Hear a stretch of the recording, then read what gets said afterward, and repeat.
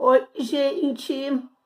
Pelo título do vídeo, vocês devem estar pensando, mas a professora já fez 3, 4 vídeos sobre esse livro e vai fazer um outro. Mas como vocês viram aí pelo título, que eu pretendo colocar algo do tipo considerações finais ou conclusão, alguma coisa assim, eu vou colocar no título.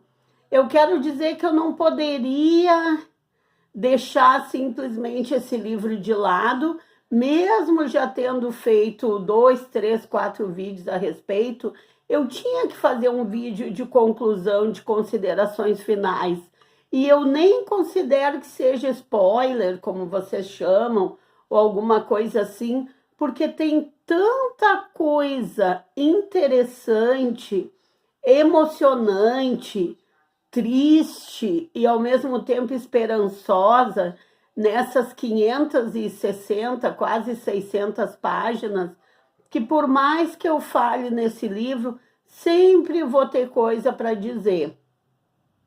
Eu digo para vocês que dos últimos livros que eu li, ou de todos os livros que eu li, exagerando um pouco, né?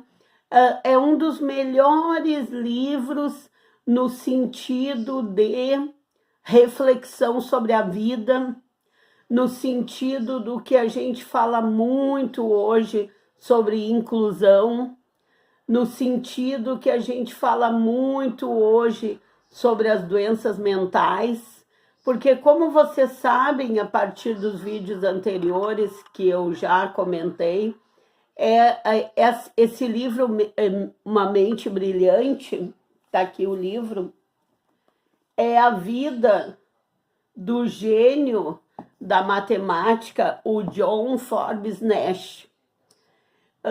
É a vida desse gênio da matemática que, ao mesmo tempo, tinha uma doença muito séria, muito grave, que era a esquizofrenia. Então, como vocês sabem lá dos primeiros vídeos, desde criança ele era um pouco diferente, ele era um pouco especial. E a doença começou a se manifestar efetivamente aos 30 anos. Nós, nos vídeos anteriores, paramos mais ou menos nesta parte. Eu não vou repetir toda a genialidade dele na matemática, tudo que ele fazia enquanto era estudante da universidade e até mesmo do ensino médio, que desde criança ele já sabia fabricar bombas caseiras, ele já sabia as fórmulas químicas. Não vou repetir tudo aquilo porque já tem em 3 ou 4 vídeos. No último vídeo a gente parou mais ou menos na parte em que efetivamente a doença dele, a esquizofrenia, começou a se manifestar e que a mulher e os colegas dele, os outros gênios da matemática, notaram quando numa festa de matemáticos, numa festa fantasia, ele resolveu ir vestido de bebê e que ele mal tapou as partes íntimas, como se fosse numa imitação de fralda, e foi com uma mamadeira. A partir daí, eu até fiz várias anotações, porque é tanta coisa, a doença começou a se manifestar e os amigos acharam que realmente ele se, vamos dizer assim, se desnorteou, foi uma espécie de gatilho, quando as próprias Forças Armadas meio que armaram uma, vamos dizer assim, como é que eu...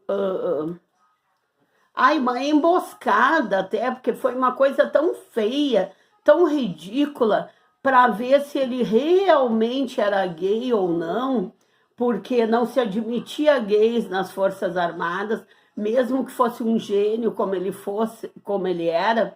E daí, num banheiro público, pagaram alguém ou pediram para alguém assediar ele para ver se ele ia cair no assédio, e ele caiu.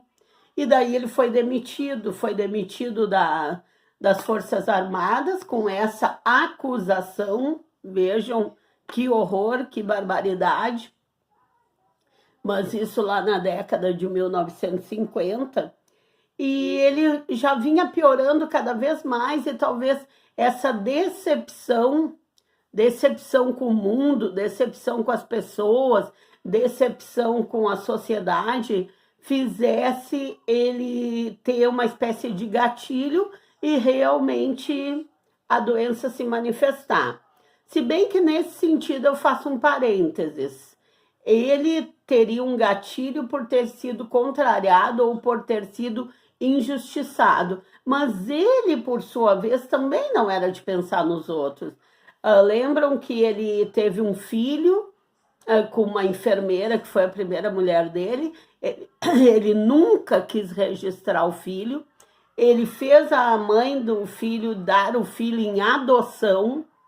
Ele ia periodicamente ver o filho, mas como se fosse assim um padrinho, um estranho. Ele nunca negou que era pai do filho, mas nunca assumiu, nem formalmente, através de uma certidão de nascimento, e nem amorosamente ou afetivamente.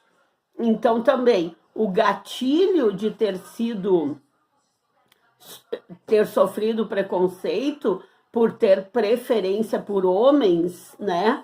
Porque na minha concepção ele era bissexual, porque ele tinha preferência por homens, segundo Dali, mas ele sempre se casou com mulheres e também tinha atração por mulheres.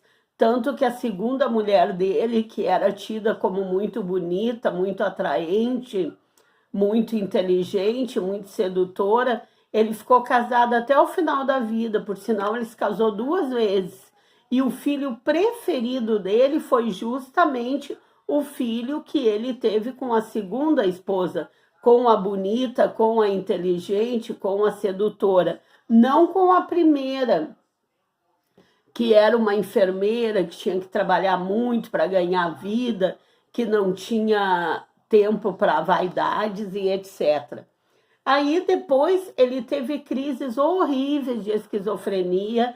Ele inclusive se tratou com aquele tratamento que na época era assim pioneiro, com insulina, que como a glicose, segundo os médicos, que alimenta o cérebro, durante um tempo ele foi tratado com a insulina, que daí dava umas convulsões, a pessoa ficava por um tempo totalmente, quase que em coma, se não me engano até em coma insulínica, parece que chamam. Ele fez vários tipos de tratamento, eu estou olhando aqui para me lembrar tudo que eu tenho que falar, né? E depois desses tratamentos, ele saía, ele voltava de novo para a universidade com a ajuda dos colegas, porque os colegas ficavam todos muito consternados de ver um gênio da matemática como ele foi, ter que ficar nessas internações periódicas, nessas internações recorrentes por causa da doença.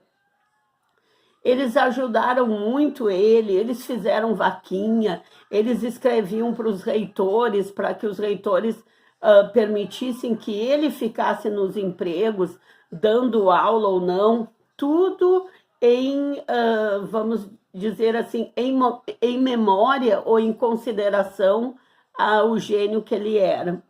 E esse livro, gente, ele é muito interessante, não só por, de certa forma, contar o início, né, a história, o início do tratamento da esquizofrenia, porque ali mostram por vários tratamentos que ele passou do choque, da insulina e outros tantos, inclusive o tratamento pela palavra, né, que na época começou as teorias do Freud, mas também conta a história das universidades americanas, por que ele escolheu estudar em Princeton e não em Harvard. É tanta coisa, a história da matemática.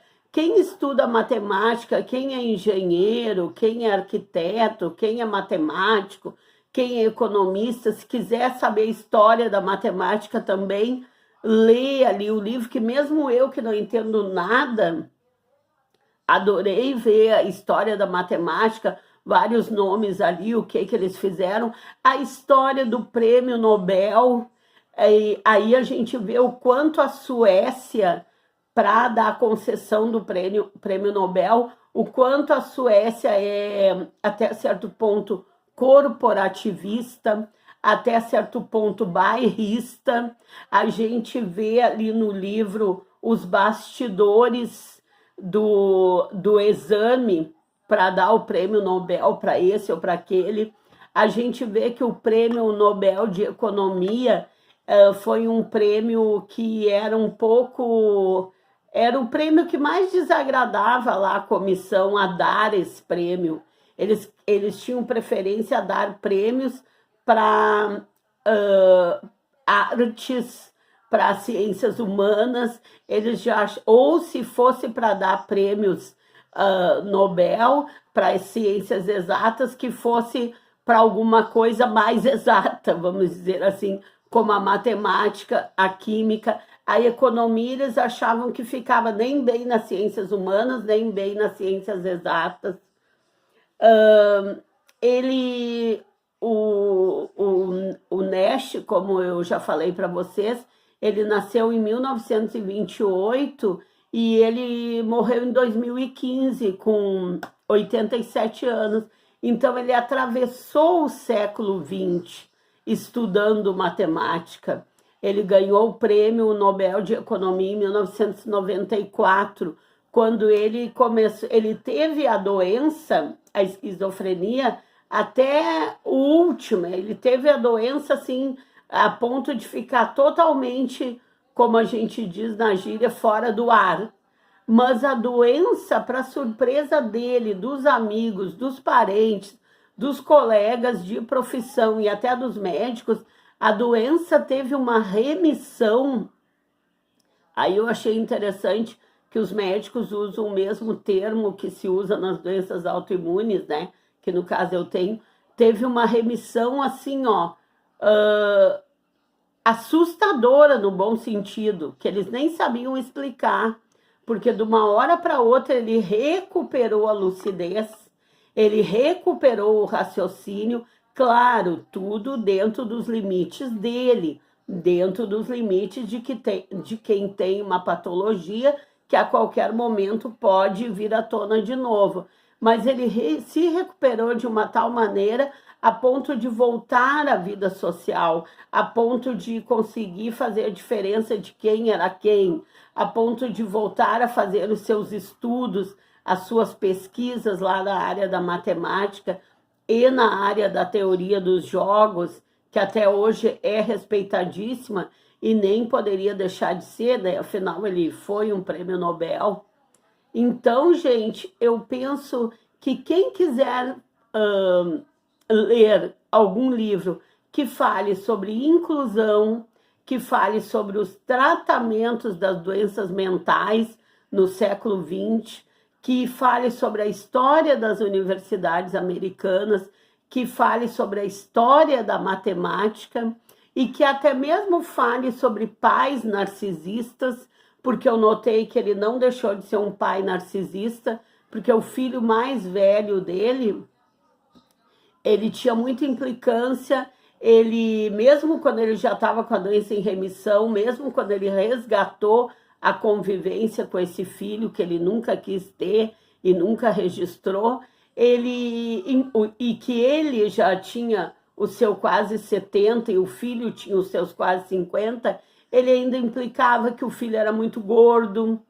que bom que o filho mais velho poderia tomar conta do filho dele mais moço quando ele morresse, porque o filho mais velho era menos inteligente, isso era bom. Então ele chamava, mesmo depois que o filho com quase 50 e ele quase 70, ele dizia que o filho mais velho era gordo, era menos inteligente, era um simples enfermeiro. Filho dele tinha que ser médico, porque ele era inteligente e queria que os filhos assim fossem. E para a tristeza dele, o filho mais moço dele, que era muito inteligente, que era muito parecido com ele, mas para a tristeza dele também teve a doença que ele teve, a esquizofrenia, de uma maneira ainda mais grave e até onde a gente sabe, sem a remissão que o John Forbes Nash conseguiu. Então, gente, por enquanto não. Desse livro é isso. Quem quiser saber mais detalhes, leia o livro, que vale a pena. É um livro maravilhoso para todos esses assuntos que eu falei para vocês. Nessas 600 páginas, vocês encontram todos esses assuntos que são muito atuais mesmo. Tá bom, gente? Então, por hoje é isso. E até o próximo vídeo. Eu tinha que fazer essa conclusão a respeito do livro para não deixar assim em brancas nuvens, né? Esse final, tá? Então é isso, gente. Até o próximo vídeo.